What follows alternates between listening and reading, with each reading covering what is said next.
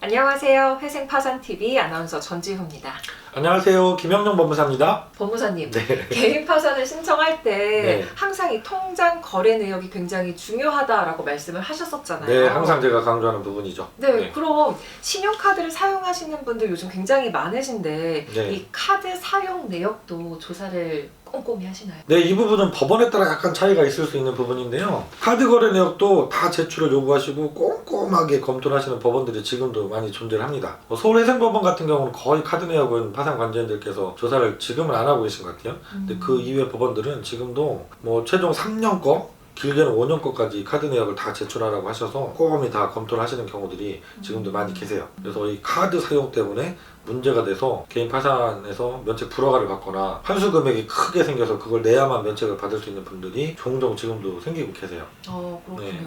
그럼 법원에서 이 카드 사용 내역을 검토하실 때 좀 네. 문제가 되는 요소들이 있을까요? 대표적인 게 뭐 카드는 우리가 일반적으로 물건을 구입하는 데 많이 쓰시잖아요. 그렇죠. 그리고 뭐 이렇게 뭐 음식을 사 먹거나 뭐 쇼핑을 하거나 뭐 이런 거잖아요. 제일 문제가 되는 게 사치 낭비죠. 사치 낭비. 그런 분들 계시거든요. 내역서를 제가 이렇게 받아봤더니 저도 이제 사전에 검토를 하게 되는 경우도 있는데, 남자분들 같으면 노래방을 그렇게 좋아하시는 분들 가끔 계세요.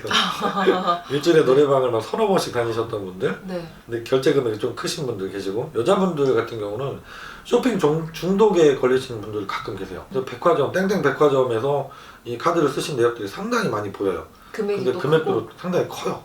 이런 것도 당연히 문제가 되겠죠. 그리고 또 카드를 막 돌려막으시다가 마지막에 너무 이제 돌려막기 힘들어지시면 카드 깡을 하게 되는 분들 계시거든요.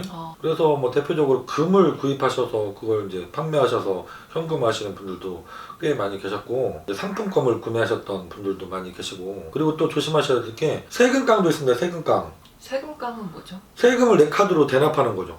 그리고 아. 돈을 받는 거죠. 이런 것들도 있어요. 그런 것들도 절대 하시면 안 돼요. 그게 다 문제가 됩니다. 그리고 카드 내역을 보면 이런 것까지도 볼 수 있어요. 카드로 예를 들어서 내가 보험을 많이 들고 계신데 보험료를 계속 카드로 자동이체로 납부를 하고 계셨어요. 네.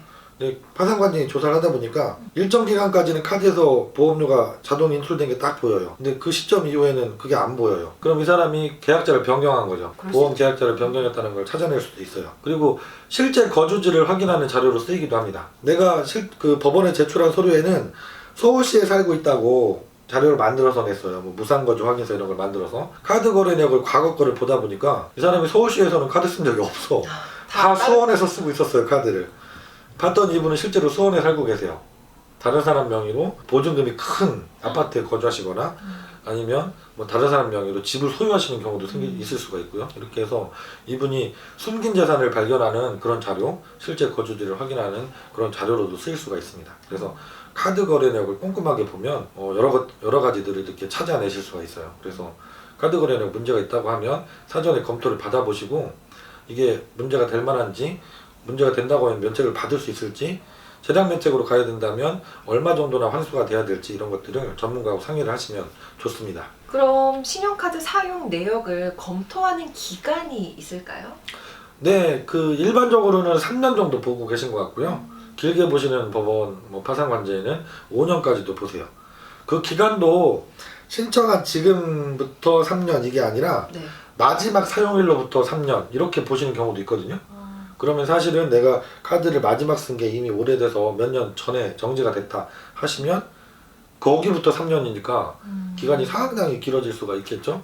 이런 분들은 시간이 오래됐으니까 뭐 검토 안 하겠지, 괜찮겠지 했다가 덜컥 그렇게 보존 공고를 받아서 자료 제출하라고 하면 문제가 되는 경우들도 생길 수가 있습니다. 법무사님, 그럼 네. 이 파산 신청 직전에 네. 채무자가 신용카드를 좀 갑자기 많이 사용하면 네. 이것도 좀 문제가 될 것 같은데 네. 주의해야 할 점 있을까요?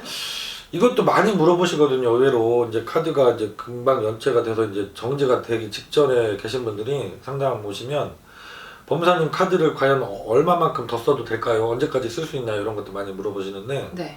그때 이제 조금 과하다 싶은 그 질문을 하시는 분들도 계세요.